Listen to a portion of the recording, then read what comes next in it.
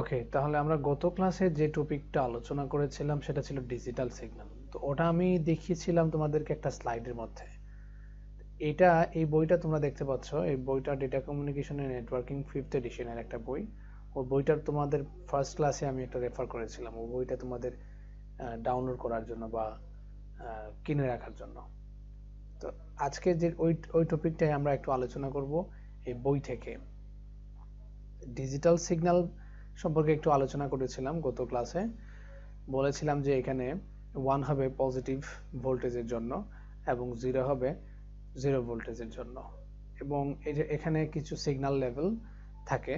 প্রত্যেকটা signal level depend করে কতটা বিট হবে, সিগন্যাল লেভেলের উপর ডিপেন্ড করে কত বিটের হবে সেটা ডিফাইন করার জন্য আমরা একটা সূত্র ব্যবহার করি, সেটা হচ্ছে লগ টু বেজেল। এই ক্ষেত্রে যদি আমাদের লেভেল যদি 4টা হয়, এখানে লেভেল যদি 4টা হয়, এল এর মান যদি 4 হয়, তাহলে সেটার মান হবে 2। ঠিক আছে, তাহলে log 2 base 4 হয়, অর্থাৎ এল এর মান যদি 4 হয় তাহলে আমরা 2 বিট করে পাঠাতে পারবো। আর যদি এল এর মান 2 হয় তাহলে log 2 base 2 অর্থাৎ 1 বিট করে আমরা পাঠাতে পারবো ডেটা। ঠিক আছে, আচ্ছা। তো ফিগার 3 তে 3.17 এ দেখা যাচ্ছে, আমরা এখানে দেখতে পাচ্ছি যে দুইটা লেভেল আছে। এই দুইটা লেভেল হচ্ছে, তাহলে এই লেভেল হচ্ছে 2, লেভেল সংখ্যা হচ্ছে 2, তাহলে log 2 base 2 অর্থাৎ 1। এই 1 হচ্ছে আমাদের এক বিট করে পাঠাতে পারবো। তাহলে এখানে তোমরা দেখতে পাচ্ছ যে এ ডিজিটাল সিগন্যাল উইথ 2 লেভেলস। ঠিক আছে, তো 1 সিগন্যাল 1 এর জন্য আমরা এই 5 ভোল্ট দিলাম, আর 0 এর জন্য 0 ভোল্টেজ। আবার যখন 5 ভোল্ট আসবে সেক্ষেত্রে 1, আবার 1, এরকম চলতে থাকবে। তবে এই যে নাম্বারটা সবসময় সিকোয়েন্স সেম থাকবে যে তা না, তোমাদের ইচ্ছা মতো যে কোনো নাম্বার নিতে পারো, সমস্যা নেই। আচ্ছা, এখানে যে লেভেলটা দেওয়া আছে এটা হচ্ছে 4 লেভেল, অর্থাৎ লেভেল সংখ্যা হচ্ছে 4টা। তো তোমরা দেখতে পাচ্ছ এখানে লেভেল সংখ্যা যদি 4টা হয় তাহলে 2 বিট করে পাঠানো যায়। এখানে 2 বিট করে পাঠানো যাচ্ছে। ঠিক আছে, 2 বিট করে পাঠালে একই সাথে কম সময়ের মধ্যে তুমি বেশি বিট পাঠাতে পারছো। যেমন এখানে 1 সেকেন্ডে সে 8 বিট সেন্ড করতে পারছে, কিন্তু এখানে দেখো 1 সেকেন্ডে 16 বিট পার করেছে, মানে ডেটা সেন্ড করেছে 1 সেকেন্ডে 16 বিট রেট হচ্ছে 16 বিট পার সেকেন্ড। এখানে বিট রেট হচ্ছে, তাহলে বিট রেট সম্পর্কে তোমরা একটু আইডিয়া পেলে যে বিট রেট হচ্ছে সেই জিনিস যেটা 1 সেকেন্ডে যত বিট আমরা সেন্ড করতে পারি। বুঝতে পারলা? তাহলে বিট রেট কি জিনিস? বিট রেট হচ্ছে 1 সেকেন্ডে যত বিট আমরা সেন্ড করতে পারবো সেটাই হচ্ছে আমাদের বিট রেট।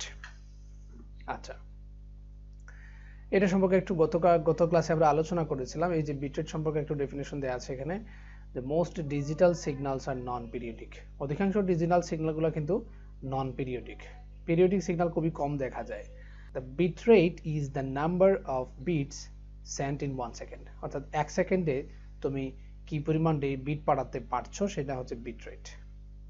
এটাকে তোমরা নরমালি বিবিএস দ্বারাও প্রকাশ করা যায়, বা বিট পার সেকেন্ডস।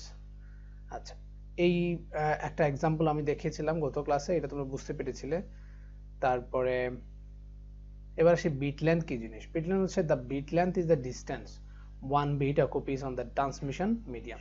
তুমি একটা ট্রান্সমিশন মিডিয়ামের মধ্যে 1 বিট অকুপাই করতে হলে যে ডিস্টেন্সটা মেনটেন করতে হয়, যে ডিস্টেন্সটা, সেটাই হচ্ছে বিট লেন্থ। অর্থাৎ ট্রান্সমিশন মিডিয়ামের মধ্য দিয়ে যখন 1 বিট অকুপাই করতে যে ডিস্টেন্স অতিক্রম করতে হয় সেটাই হচ্ছে বিট লেন্থ। তাহলে বিট লেন্থ ক্যালকুলেট করার হচ্ছে প্রপাগেশন স্পিড ইনটু হচ্ছে বিট ডিউরেশন। আচ্ছা, তো তোমরা এই ফিগারে দেখতে পাচ্ছ এখানে টাইম ডোমেন ফ্রিকোয়েন্সি দেওয়া আছে এবং পিরিয়ডিক এবং নন পিরিয়ডিক ডিজিটাল সিগন্যালের ক্ষেত্রে দেওয়া আছে। এখানে দেখতে পাচ্ছ এটা হচ্ছে একটা পিরিয়ডিক ডিজিটাল সিগন্যাল, এটা নন পিরিয়ডিক ডিজিটাল সিগন্যাল।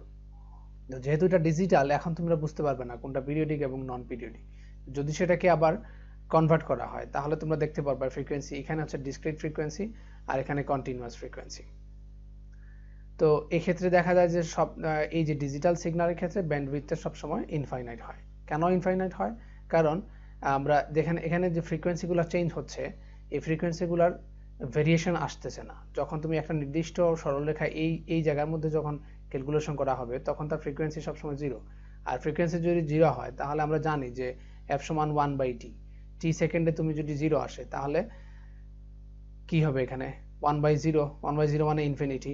তাহলে তোমাদের ফ্রিকোয়েন্সি যেহেতু ইনফিনিটি আসছে তাহলে ব্যান্ডউইথটাও কি হবে, ইনফিনিটি হবে। এই যে এখানে বলা আছে the digital signal is a composite analogue signal. এই ডিজিটাল সিগন্যালটা কিন্তু তৈরি হয় কম্পোজিট অ্যানালগ। এটা এই যে সিগন্যালটা তোমরা দেখতে পাচ্ছ, এই সিগন্যাল হচ্ছে অনেকগুলা কম্পোজিট সিগন্যালের কম্বিনেশন। বুঝতে পারতেছো? আচ্ছা, তাহলে এটা কি বলা আছে, a digital signal is a composite analogue signal with an infinite bandwidth. আচ্ছা, এবার আসি ট্রান্সমিশনের ক্ষেত্রে। তুমি যখন ডিজিটাল সিগন্যালটা ট্রান্সমিট করবা তখন তোমাকে দুইটা ওয়েতে তোমাকে ট্রান্সমিশন করতে হবে। একটা হচ্ছে বেস ব্যান্ড ট্রান্সমিশন আর একটা হচ্ছে ব্রডব্যান্ড ট্রান্সমিশন। দেখতে পারবো তো প্রথমে আমরা বেস ব্যান্ড ট্রান্সমিশনটা দেখতে পাই। বেস ব্যান্ড ট্রান্সমিশনে ডিজিটাল টু ডিজিটাল, অর্থাৎ তুমি একটা পিসি থেকে যখন আরেকটা পিসিতে ডেটা পাঠাচ্ছ, মধ্যবর্তী জায়গার মধ্যে যে ডেটা ট্রান্সফার হচ্ছে সেক্ষেত্রে যাতে পুরোটা সময় জুড়ে ধরে যাতে সিগন্যালটা ডিজিটালি থাকে। বুঝতে পারতেছো? অর্থাৎ বেস ব্যান্ড ট্রান্সমিশন অর্থাৎ তার বেসটা যাতে সবসময় ঠিক থাকে, মানে ডিজিটাল সিগন্যাল কিন্তু ডিজিটাল সিগন্যালে কি হবে, ট্রান্সফার হবে। আচ্ছা, তো বেস ব্যান্ড ট্রান্সমিশনের ক্ষেত্রে দুইটা জিনিস দেখা যায়, একটা হচ্ছে লো পাস চ্যানেল আর একটা হচ্ছে ব্যান্ড পাস চ্যানেল। তো তোমরা এটা দেখতে পাচ্ছ যে লো পাস চ্যানেল একটা আছে ওয়াইড ব্যান্ডউইথ, একটা আছে narrow bandwidth. Low pass channel শুরু হয় তার অ্যামপ্লিটিউড জিরো ফ্রিকোয়েন্সি থেকে শুরু হয় লো পাস চ্যানেল, আর এটা ন্যারো ওয়াইড ব্যান্ডউইথ হচ্ছে ব্যান্ডউইথটা একটু বড়, আর ন্যারো ব্যান্ডউইথ হচ্ছে 0 থেকে একটা নির্দিষ্ট ফ্রিকোয়েন্সি। এটা বড় ফ্রিকোয়েন্সির একটা ব্যান্ডউইথ, এখানে ব্যান্ডউইথটা একটু ছোট। এই বিষয়টা দেখো, in the baseband transmission the required bandwidth is proportional to the bit rate, অর্থাৎ বিট রেটের সাথে প্রপোর্শনাল হচ্ছে ব্যান্ডউইথ। তার মানে হচ্ছে তুমি যদি বিট রেট বেশি পাঠাতে চাও তাহলে ব্যান্ডউইথ বেশি বাড়াতে হবে।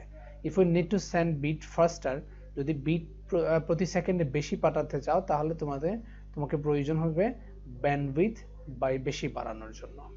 আচ্ছা,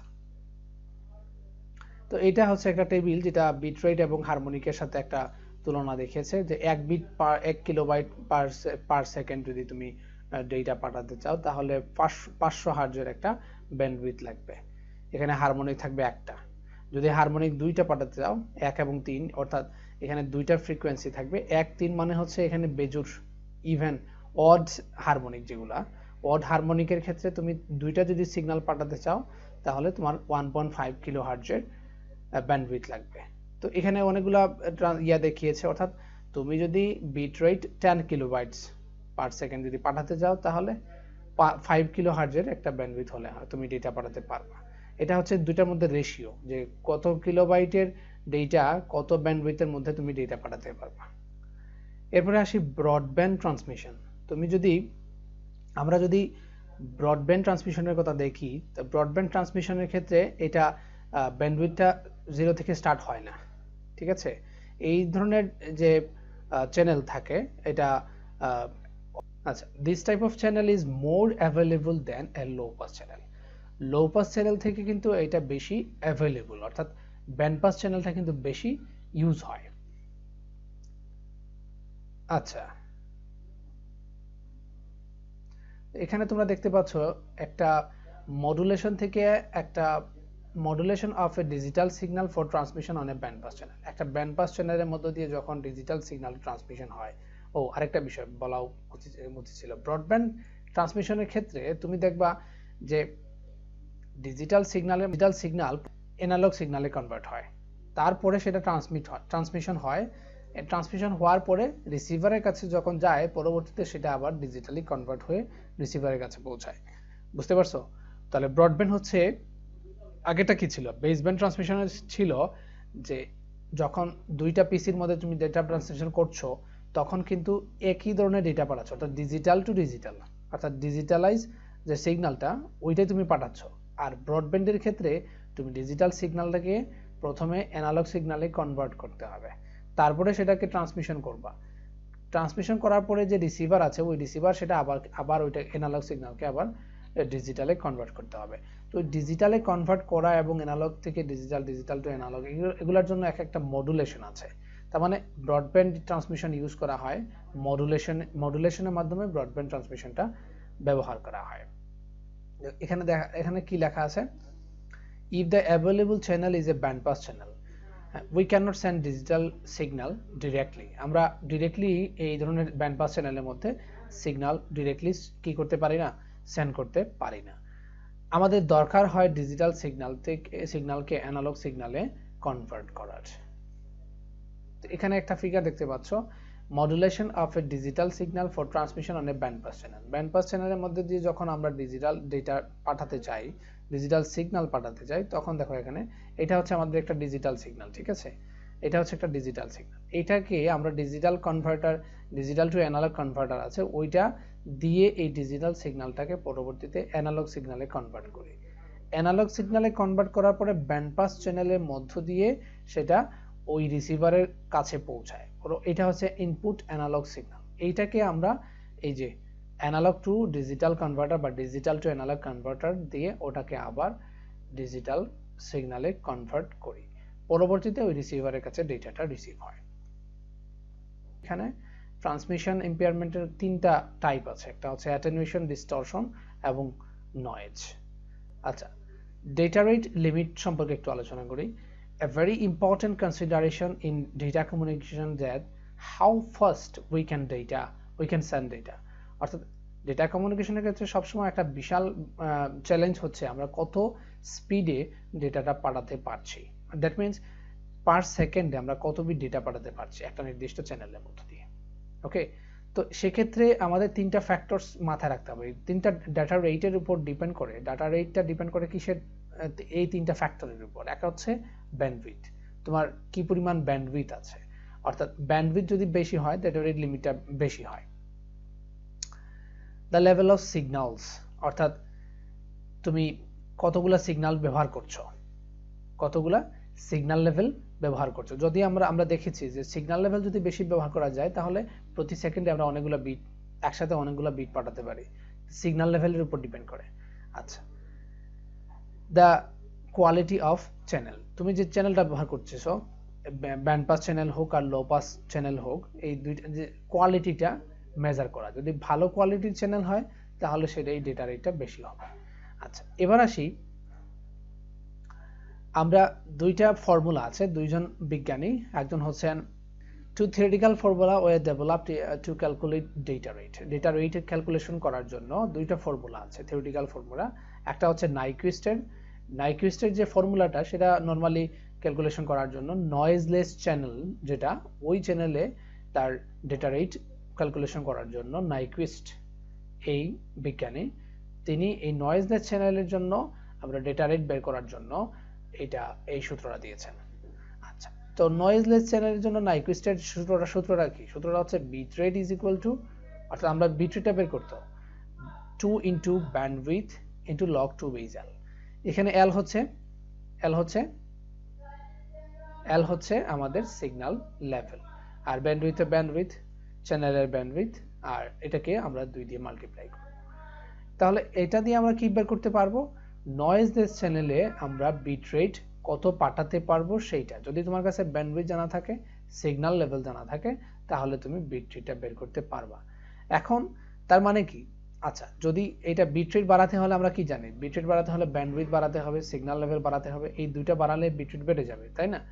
আচ্ছা, যদি এই কনসেপ্টটা এখানে কাজ করে না, এটা হচ্ছে থিওরিটিক্যালি সেটা মানে কারেক্ট, বাট আচ্ছা এইটা ফর্মুলাটা theoretically correct, but practically it is limited. কেন লিমিটেড? কারণ হচ্ছে তুমি যদি সিগন্যাল লেভেলটা বাড়াও তাহলে রিসিভারের কাছে সেটা বার্ডেন হয়ে যাবে, হয়তো সেটা ওই সিগন্যালটা রিসিভ করার জন্য তার কাছে রিসিভারটা এরকম নাই, তো সেক্ষেত্রে আসলে ওটা বার্ডেন হয়ে যাবে, সিগন্যাল লস হওয়ার সম্ভাবনা থাকবে, রিলায়েবিলিটি নষ্ট হওয়ার সম্ভাবনা থাকবে। তার মানে এটা থিওরিটিক্যালি কারেক্ট হলেও এটা প্র্যাকটিক্যালি সেটা এখনো অ্যাপ্লাই হয় নাই।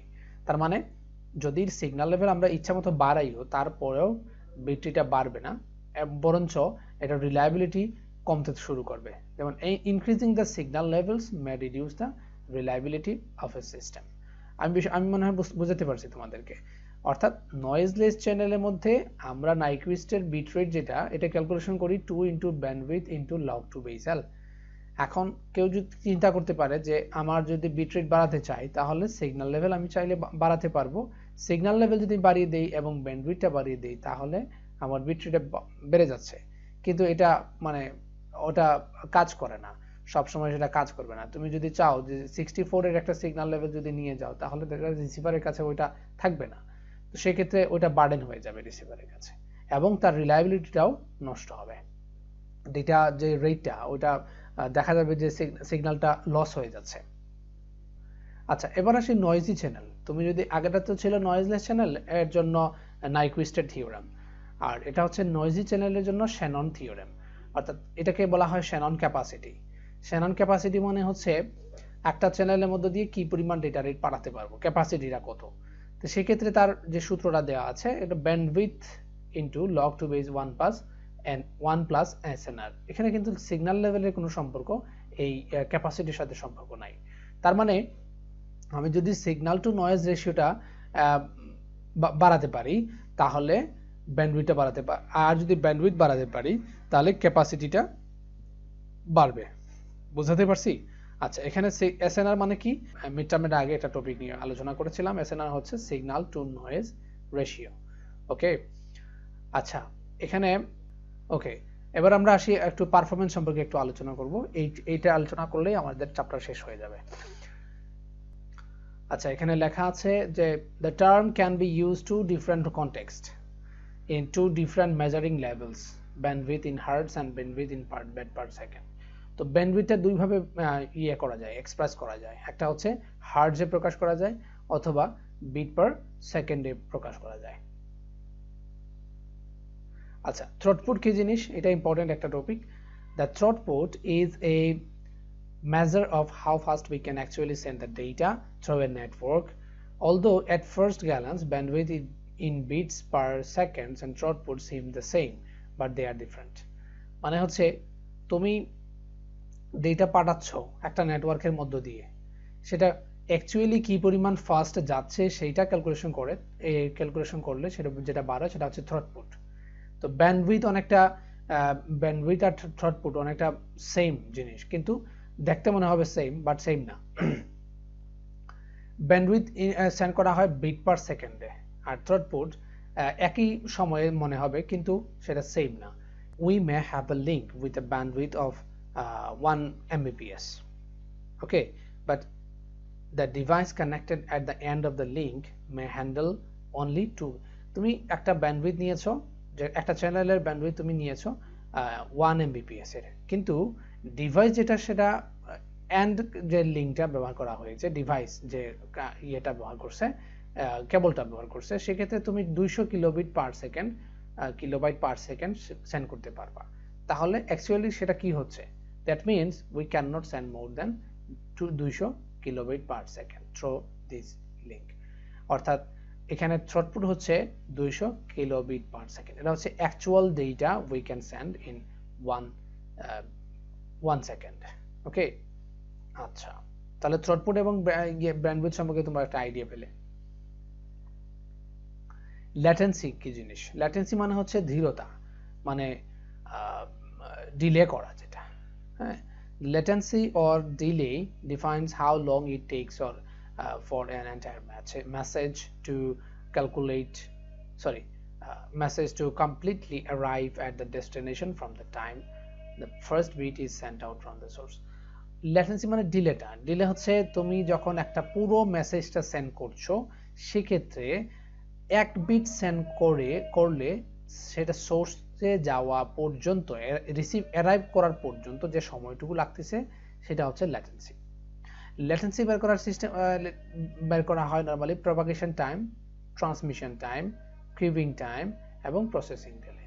তোমাদের সবগুলা পড়া লাগবে না, শুধু প্রপাগেশন টাইম আর এইটা পড়লে হবে। প্রপাগেশন টাইম কিভাবে ক্যালকুলেশন করা হয়? সেটা হচ্ছে distance divided by propagation speed.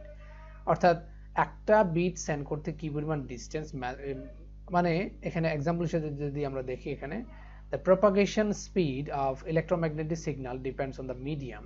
একটা মিডিয়ামের মধ্য দিয়ে যখন একটা ডেটা পাঠানো হয়, ইলেকট্রোম্যাগনেটিক সিগন্যাল যদি আমরা হিসাব করি, তাহলে যদি আমরা ধরে নিই যেটা লাইট স্পিডে যাচ্ছে, ফাইবার অপটিক কেবলের মধ্য দিয়ে যাচ্ছে, তাহলে আমরা ধরে নিতে পারি যেহেতু এটা আলোর গতিতে যায়, তাহলে আমরা ধরে নিতে পারি আমরা প্রপাগেশন স্পিড হচ্ছে 3 × 10⁸ মিটার পার সেকেন্ড। তাহলে তুমি প্রপাগেশন স্পিডটা পেলে।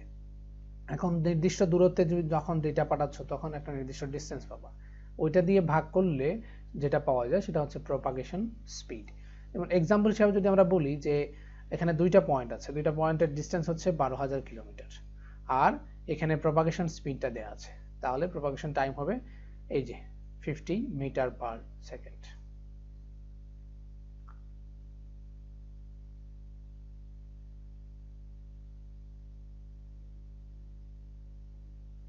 ওকে, আমাদের এই 3 নাম্বার চ্যাপ্টারটা এখন শেষ হয়ে গেল। আমরা একটু 4 নাম্বার চ্যাপ্টারের দিকে যাই।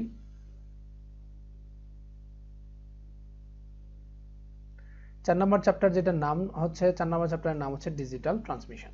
তুমি ট্রান্সমিশন করবা, একটা ডিজিটাল ডেটাকে কিভাবে ট্রান্সমিশন করা যায়, অর্থাৎ ডিজিটাল টু ডিজিটাল যে কনভার্সনটা ওইটা কিভাবে করা যায় সেটা আমরা দেখব। এখন এর মধ্যে একটা টপিক আছে সেটা হচ্ছে লাইন কোডিং। লাইন কোডিং এ কি করা হয়? লাইন কোডিংটা কেন ব্যবহার করা হয়? Process of converting digital data to digital signals. অর্থাৎ একটা ডিজিটাল ডেটাকে যখন একটা ডিজিটাল সিগন্যালে কনভার্ট করার যে প্রসেস সেটা হচ্ছে লাইন কোডিং। কি বললাম? একটা ডিজিটাল ডেটাকে যখন একটা ডিজিটাল সিগন্যালে কনভার্ট করার প্রসেসটাকে বলা হচ্ছে লাইন কোডিং। আচ্ছা, we can roughly divide line coding schemes into 5 broad categories. 5টা ক্যাটাগরিতে আমরা লাইন কোডিংটাকে ভাগ করতে পারি। এক হচ্ছে unipolar scheme, polar scheme, bipolar scheme, multi level, multi transition. Unipolar মধ্যে NRZ, non return to zero. পোলারের মধ্যে এনআরজেড, আরজেড, বাইফেস। বাইফেসের মধ্যে আছে ম্যানচেস্টার, আছে ডিফারেন্সিয়াল ম্যানচেস্টার। বাইপোলারের মধ্যে আছে এএমআই অর্থাৎ অল্টারনেট মার্ক ইনভার্সন এবং সুডো টার্নারি। বাকিগুলো আমরা দেখব না, মাল্টি লেভেল এবং মাল্টি ট্রানজিশন ওগুলো আমরা দেখব না। তো আমরা এই তিনটা অ্যালগরিদম সম্পর্কে একটু আলোচনা করব। নন রিটার্ন টু জিরো, যেটা নন রিটার্ন টু জিরো এনআরজেড, আমরা এখন আছি ইউনিপোলারের মধ্যে। অর্থাৎ ইউনিপোলার স্কিম নরমালি ডিজাইন যেভাবে করা হয়েছে নন রিটার্ন টু জিরো, অর্থাৎ এটা পজিটিভ ভোল্টেজের জন্য 1, জিরো ভোল্টেজের জন্য 0। এটাকে বলতেছি আমরা এনআরজেড। কারণ হচ্ছে the signal does not return to zero, জিরোতে রিটার্ন করবে না at the middle of the bit, বিটের মিডলের দিকে তার জিরোতে রিটার্ন করবে না। বোঝা গেছে? যে সেজন্য আমরা বলতেছি এটা টাইপ হচ্ছে এনআরজেড, নন রিটার্ন টু জিরো। আচ্ছা, এখানে কিভাবে কাজ করতেছে? যেহেতু তুমি ডেটা পাঠাচ্ছ 10110, তখন এর যে স্কিমটা হবে দাঁড়াবে সেটা হচ্ছে 1 এর জন্য 5 ভোল্টেজ, মানে পজিটিভ ভোল্টেজ 1। এটা যদি 1 হয়, এটা যদি 0 হয়, তাহলে 1 0 আবার 1 আবার 1 এবং 0। তো এটা নন রিটার্ন টু জিরো কেন? কারণ মিডলে 0 আসবে না।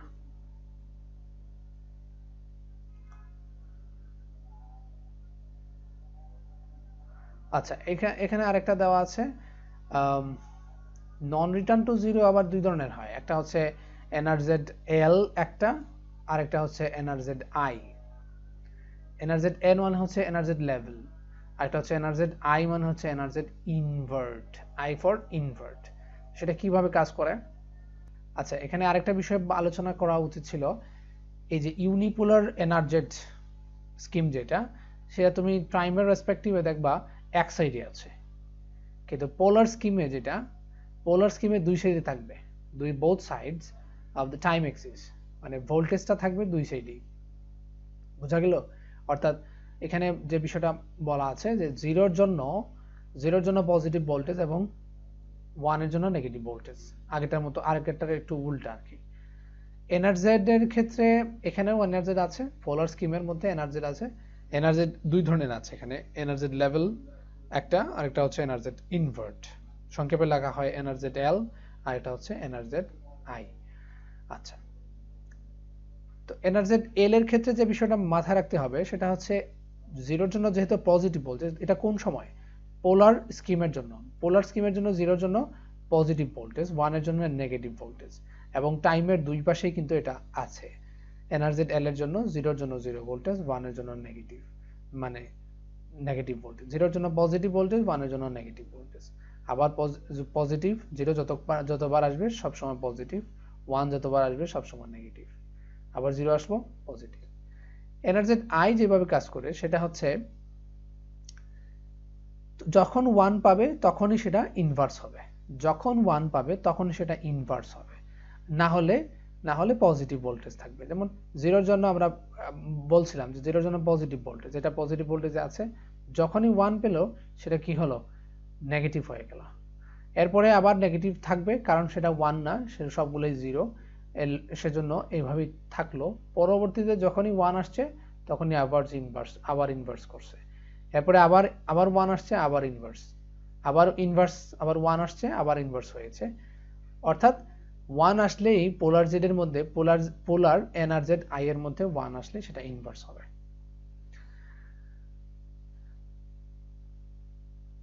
আচ্ছা, তাহলে আজকে আমাদের এইটুক পর্যন্ত থাকুক। পরবর্তীতে আমরা নেক্সট এই টপিকে আরো দুই একটা অ্যালগরিদম আছে, ওগুলো আমরা দেখব। ডিফারেনশিয়াল ম্যানচেস্টার গুলো সম্পর্কে একটু আলোচনা করব। ঠিক আছে, তাহলে ওগুলো তোমরা মনোযোগ দিয়ে দেখবা। আর পিডিএফটা যদি না থাকে তোমাদেরকে ডাউনলোড করার রিকোয়েস্ট করছি। আর যদি পিডিএফ না ভালো হবে, তোমরা যদি বইটা কিনে ফেলো।